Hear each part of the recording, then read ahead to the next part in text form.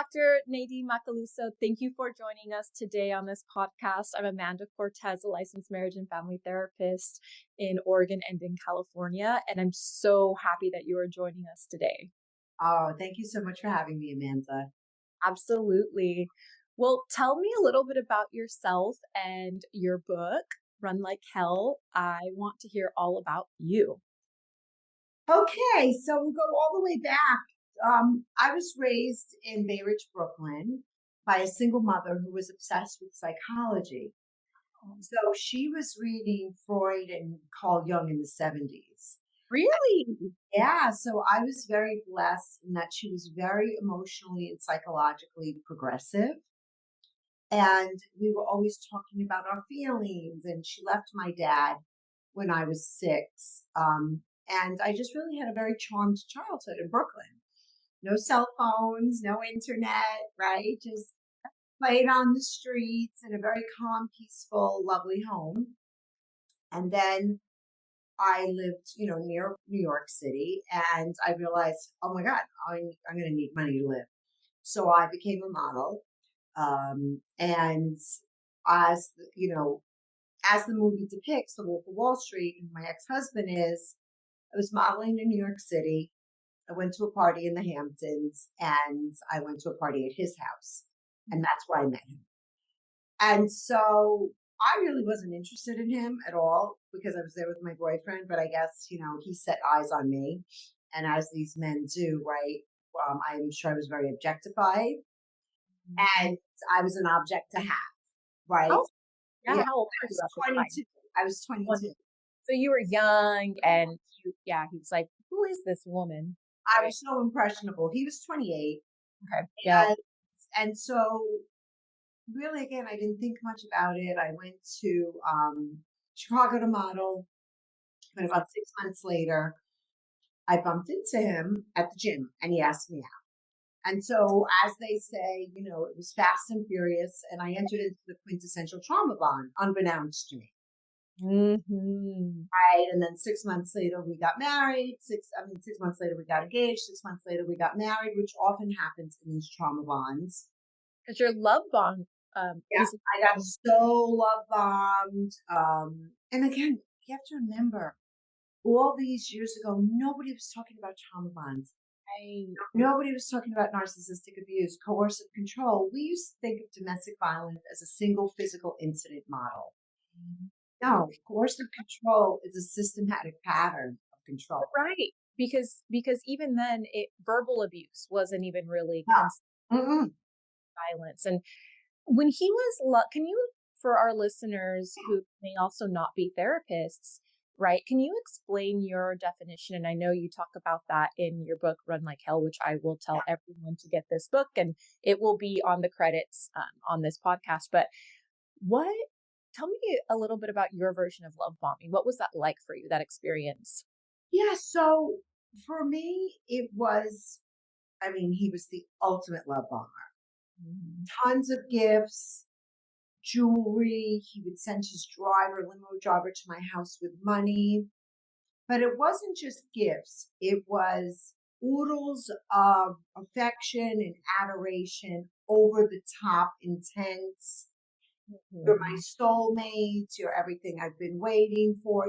After 2 weeks, like that's just not accessible. But all the dopamine and the oxytocin, right, is flowing when you fall in love. And so it was kind of like a laser focused, I would almost say like obsessive attraction, right? Mm-hmm. And then that attraction was followed by gifts and adoration and just intense affection and tons of phone calls, right? Just need to be constantly attached to him. Wow. Okay. Yeah. And then what happened is that I was 22 when I met him, 23, I think, when I got married. And what happened is that the coercive control started very early on.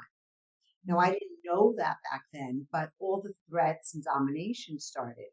If you don't marry me, I won't date you. Then the goalposts moved. If you won't have children, I won't marry you. So I was constantly having to give up my autonomy and go against my values because I really didn't want to get married or have children until I was 30 because my parents had gotten divorced. So that was just something that I decided within me, but Right. but none of this was about me. Well, and I imagine as a model as well, you have your career, right? That's And right. I had my career, exactly. But then similar to a trauma bond, you don't have to work.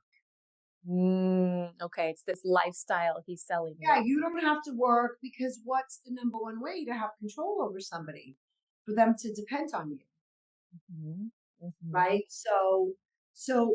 When as this domination and intimidation is happening, I don't understand it. I know it feels weird, but I'm really no match for him.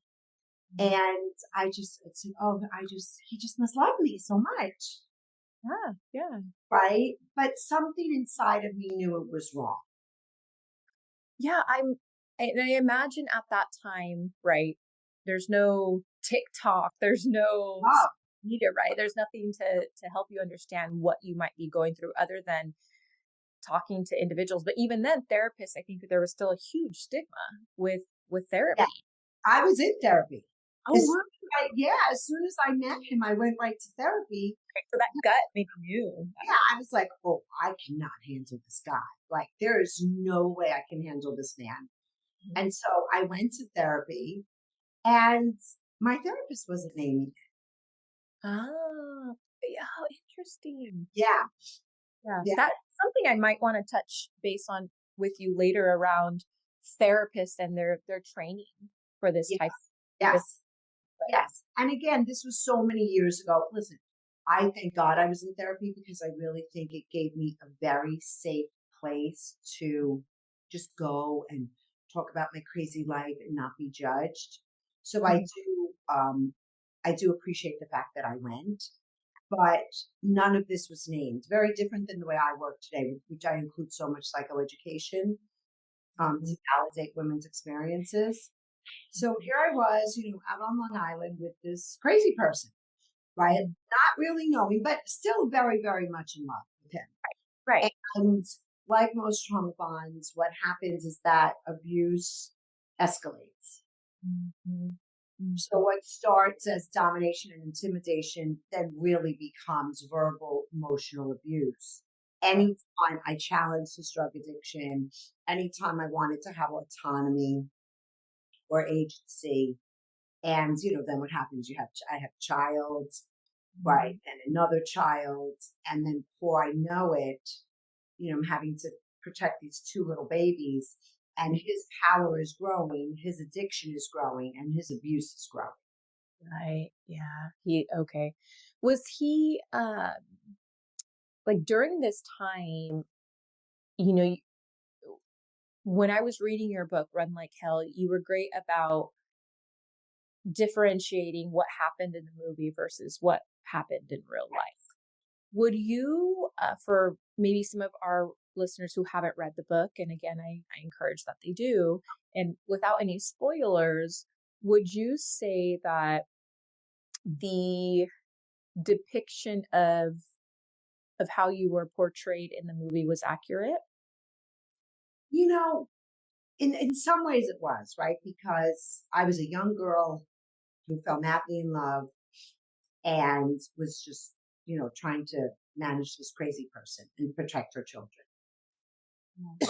So that part was very, very accurate. What wasn't accurate was I never threw water in his face. I was Mhm. never angry with him about other women, Mhm. right? And I was actually angry with him all the time about his drug addiction. Mm. Yeah. So, They in movies, it's very much highlighted that you were also just as angry or frustrated. I wouldn't say aggressive, but, jealous, yeah, right? Or yeah, which wasn't the case at all. I couldn't shake the guy. yeah. And another thing that I think is very, very, very important point is that at the end of the movie, when he gets physical with me, it pisses me off the way they did this. And I know the way they did this because they wanted the viewers to still have empathy for Jordan. He gets violent with me when I say to him in the movie, you'll never see your kids again. Mm-hmm. I never said that to him. I'm Mm-hmm. not that type of person. But what I did say to him, if you don't go to rehab and get it, I'm going to leave you because I'm not going to sit here and watch you kill yourself.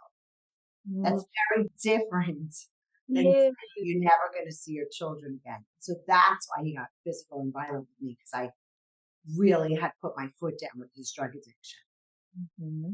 Which is not highlighted in the movie about your concern about his drug addiction, which I think would have depicted a much different story. Mm-hmm. Right? You have to remember, you know, this is Jordan's book. It's his lens. It's his narrative, right? Yeah. So Yeah. it's not mine.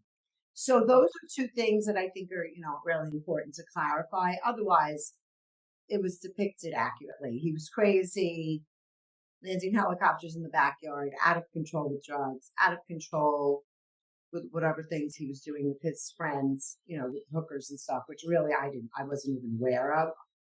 Yeah. Um, but in the end, it all worked out because I get to take the most misogynistic movie on the planet and exploit it and use it to help women everywhere. So didn't that work out perfect? Was yeah, that movie, it's absolutely just a depiction of misogyny. Exactly. Yes. I'm curious, at what moments uh, or what patterns helped you realize that your marriage was not just unhealthy but traumatic? Oh, I mean, there were so many. I think, first of all, the coercive control, the pressuring me to do what he wanted to meet his needs. It was all about him. I Mhm. couldn't have needs. I couldn't really have my feelings. Be, I couldn't be attached to my values. The emotional and the verbal abuse, and the if I the complete loss of self. Yeah. Yeah. Yeah, when you're in a trauma bond, you really have to lose your identity to keep the couple's identity. I think that's so key. And I really encourage, well, for listeners, this is so important because there's so many women who, and not just women, maybe men too, get into these. Right. And I'm curious, in addition to this, did the financial or any emotional or parental, any of those roles, did it delay your decision to leave? I would imagine women might say, well, you have this money and this glamorous life. Oh, Make yes, yes. Yeah. I mean, first of all, for a trauma bond to exist, there has to be two components, right? A power imbalance. Mhm. Talk And more. yeah, and so the power imbalance is is about, one person has the power and exploits it Mhm. and abuses their power. And how does somebody get power? First of all, just the very fact that you love somebody, they can have power over you. The second thing is my ex was very dominating and intimidating, right? So he had power. But the third way is financial and emotional dependence. It's not Mhm. just that somebody has resources, but you depend upon those resources. So I was afraid to leave him, A, because he was very threatening. And he told me the only way you'll leave this marriage is in a body bag. So I feared him and I was dependent upon him. But fear played a huge part because when somebody has power, and I see this with all of my patients, post separation abuse is very real. And Mm. I was so afraid that he would try to take my children or say I was the drug addict. And so that's why I left him once he got arrested. Mm. The power imbalance shifted. He didn't have the power anymore. Mm. Yeah. I'm curious, uh, how how long did that take until he got arrested? How long were you with him? I was with him for 8 years. Yeah. So yeah, once he got arrested, I knew, and he had an ankle bracelet, and I knew the FBI was watching him. I knew he couldn't hurt me, Mhm. Mhm. and every was so clear. You're a criminal. I'm not. So nobody's going to believe him if he starts in with some post separation abuse tactics. Right. And Right. so I knew that that was my ticket to ride, and I left. Yeah. That was that breaking point of, okay, now Yeah. is. I have to. Now is my chance. Yeah. And then, well, the intermittent reinforcement, which is the other condition that must be present, is 70% of the time, this pathological person is cruel, controlling, betraying, demeaning, insulting. That 30% of the time, they're kind, generous, and helpful. And so it's that extreme cruelty and kindness that creates the trauma bond, Mm. because you really get by a lot like physiologically addicted to the highs and lows. And you're always, I call them Dirty John and Romeo, those two parts. And what happens just when you've had enough, Romeo comes back. Mm. Oh, Mhm. there he is. Well, Mhm. there she is. And so hope is the hook. Right. Right. Yeah. Do you think that individuals, what can they, well, let me backtrack here. Can you tell us a little, or our listeners a little bit more about that hook, that Romeo, that percentage, that Yeah. coming in, and that it's almost like an addiction in many Yeah, ways, it right? is. Yeah. And so can you talk a little bit more about how someone might go about identifying this for themselves, or if they're feeling like, hey, I really resonate with this. What do I do here? Or how much what what direction should I take? Yeah. So what happens is that often when you're in this sort of relationship, Hmm. you know that something's wrong, but you don't have the words for it. And so trust that, Okay. trust that. And then, literally, you just might have to document it. Oh, interesting. Sometimes like date it and say, on this date, he did this, on this date, he did this, on this date. And you'll start to see a pattern of that kindness and cruelty. And what Mhm. happens is that your tormentor becomes your soother. So anytime they're mean to you or unkind to you, what happens is that when they come back and say, I'm sorry, I didn't really mean it, I didn't really I'll never do it again, you get this wave of relief. And what Mhm. happens is that they really become the only ones who can give you that relief. Mm. And it keeps you even more bonded to them. At that time when you may have noticed him being mean to you or treating you disrespectfully, did you doubt that for any moment? Were you ever in a place where you're like, well, maybe it wasn't that mean, or Yes, all the time. but maybe I'm overreacting, or maybe I'm Yes, sensitive to it. yes, Yeah. all the time. And also, why that happens too is because they blame you for everything. Mhm. They're And it's always very the victim. subtle. Yeah, they're always the victim. You're too sensitive. You're overreacting. It wasn't that bad. You take me for granted. Look at that great trip I just took you on. Look at that ring I just got you. It's not so bad. Everybody has issues like this, right? So that's the gaslighting. Mhm. And they start with the gaslighting and manipulation. So it's not just verbal and emotional abuse. Psychological abuse is the manipulation and the gaslighting and the twisting of your reality, or just there's a word for it, perspecticide, wiping out your whole perspective. Right. And what happens is that they usually isolate you. That's a piece of coercive control. And then you stop going to your friends about it because you're so embarrassed. Yeah. Yeah. Yeah. There's so much shame inside the victim. Yeah. Why do it's my fault now. I keep going back. But Mhm. the thing is that there's a symptom that we get in a trauma bond called cognitive dissonance, Mhm.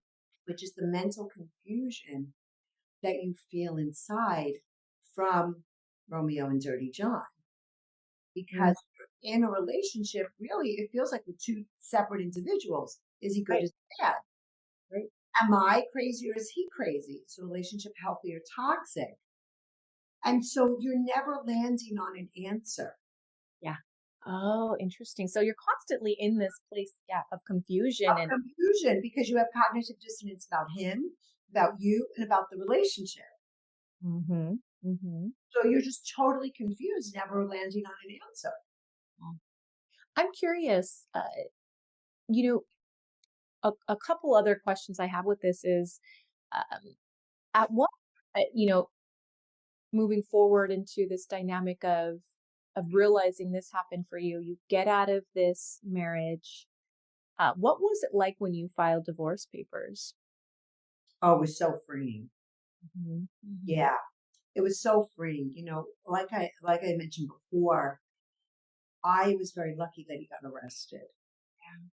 So for me, I mean, I still feared him, but not the way most of my patients do, Mhm. because post-separation abuse is real.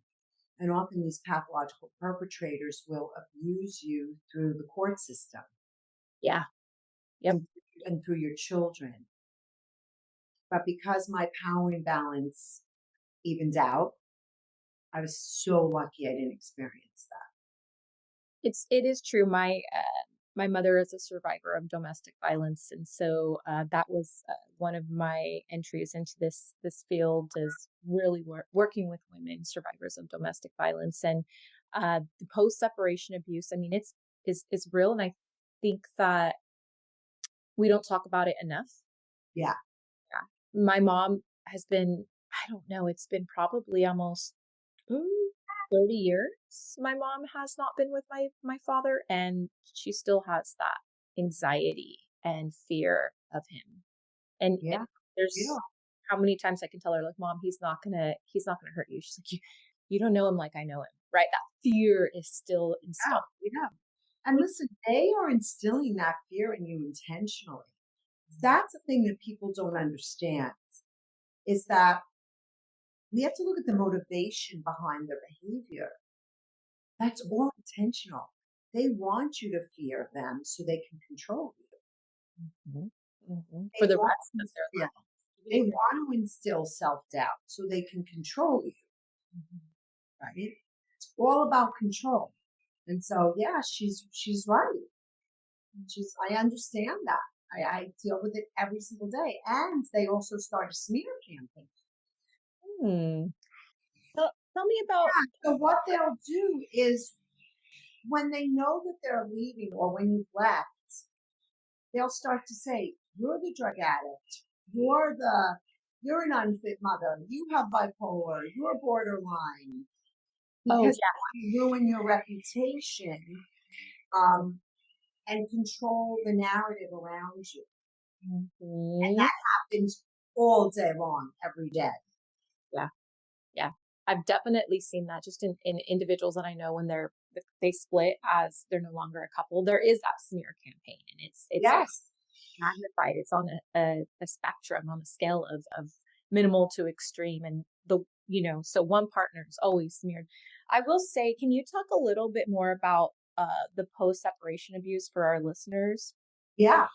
Yeah. So there's a term called DARVA. Mhm, It was created by Jennifer Freyd in her research. And mhm, what she realized is that these perpetrators have a tactic that they use. And so what happens is when you start to come forward, letting the courts know or letting your lawyers know or letting people know, right, if you're not married, about what you endured, emotional, psychological, physical abuse, coercive control, they deny it. So D stands for deny. I mhm. never did that. So well, first of all, they're pathological liars. Yeah. So it's no big deal for them. And then they attack you. Mm, They say, no, you're actually the abuser. So yeah. it's that reverse attribution Mhm, because they're reversing the victim and the offender. mhm. They're actually saying, I'm the victim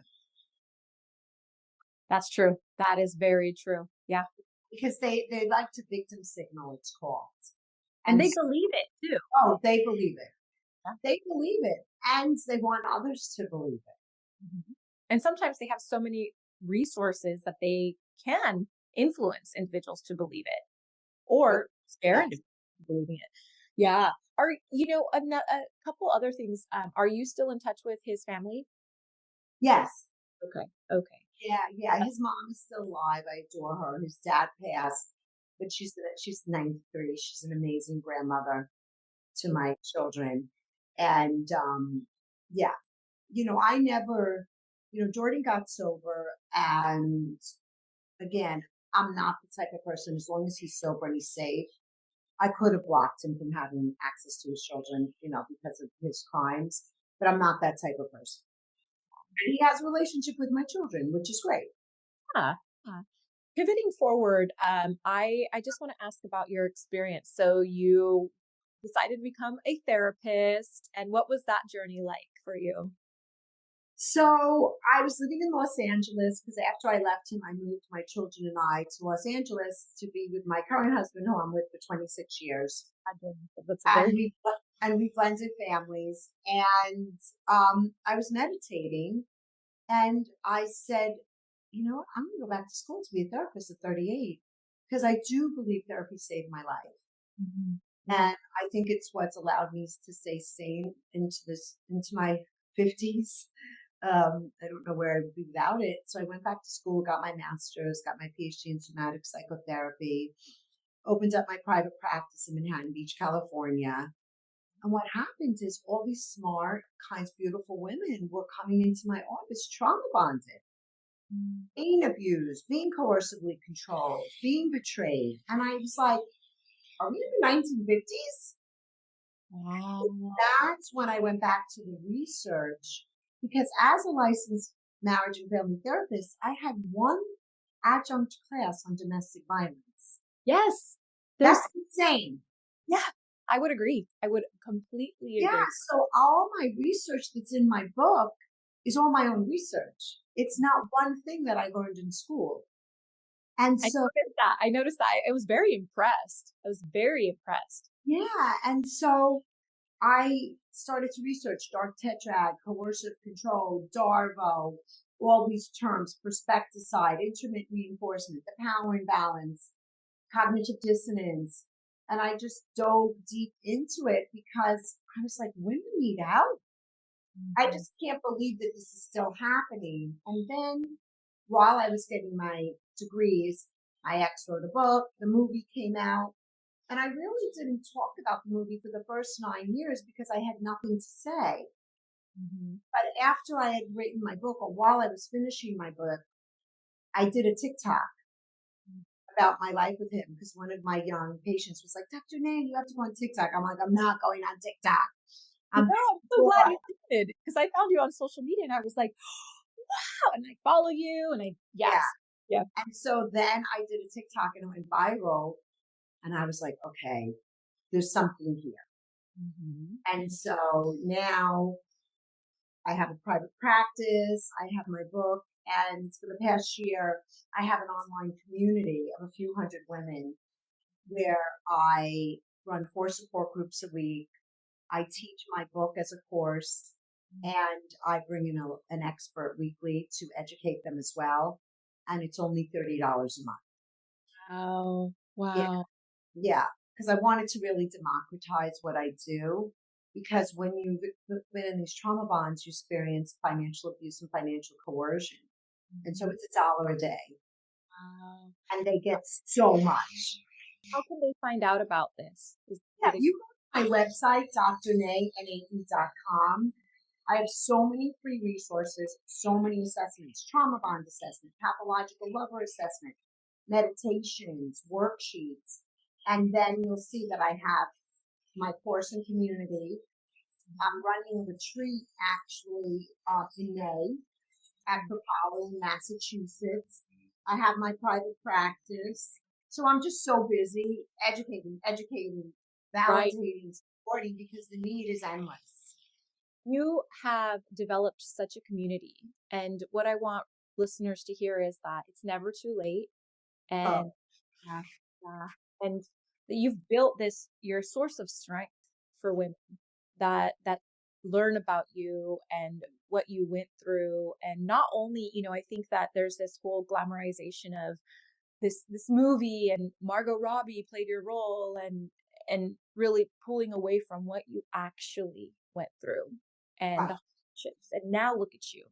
You're just like this starship of glamour in the way that you have taken your experience, intellectualized it, and are able to package it in a way that women could understand and women could reach to and find your resources. helpful and you're knowledgeable, Yeah. and also bringing in hard conversations. I mean, the post separation abuse, right? And really fine tuning that and walking through that, helping women understand what that is. It's not just about, okay, you've left your partner, you're Oh, free. It's yeah. This is a continuum of It's, work. that's right. That's right. And it takes a woman 4 to 7 times to leave, right? So you know that. And we also know that one of the most dangerous times is when a woman leaves. Yes. So how you leave is super important, which I write about in my book, right? Don't ever let them see you coming. Now you have to wear the mask while you plan behind the scenes, because someone who wants to control you isn't just going to be like, hey, yeah, see you later. This is going to be out. No, they're going to be pissed. Mhm. And so you have to be really smart and keep yourself safe. And that's why I'm so glad you're having this conversation, and for therapists to see it, because if you're doing couples work and a couple comes into your room, because they will, look for the power imbalance. See who holds the power and make sure that you really check for coercive control and intimate partner violence that's not physical. That's psychological, emotional manipulation.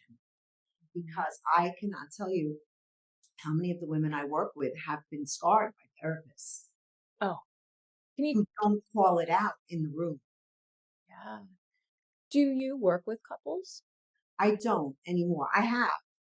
But when you're working with, it's unfortunate because in school we've been taught, when you do couples therapy, you can't have a bias. Now, we've also been taught that if there's physical abuse, therapy is contraindicated.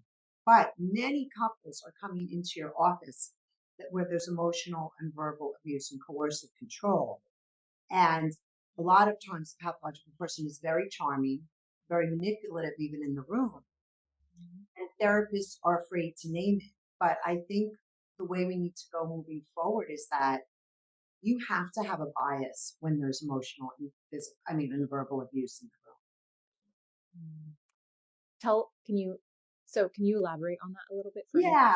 So let's say if like, I was, oh, what do you mean you have to have a bias? I think I would love to hear more about. yeah. So let's say you're in therapy and you notice after a few sessions that there's a power imbalance here. I'm sensing that there's emotional and verbal abuse. Don't just keep doing therapy with this couple. Mhm. Because I've had so many people that have wasted years and time and money because the therapist didn't say something. So what I would suggest is you say, I'd like to have individual sessions with each of you. Say, validate the woman. Usually it is the woman, but if it's the man, whatever the gender is, I believe that you're an emotionally and psychologically abusive relationship. I'm going to suggest that you each get your own individual therapy. Mhm. You don't have to come out and say to the pathological partner, you're being abusive, because that's not, then they're going to go home and abuse the partner, Yeah, right? absolutely. But you have one session with each of them and you say, you know what? I think this right now, you guys just need individual therapy Mhm. so that you're not having this couple come in your room week after week after week after week and actually supporting the trauma bond.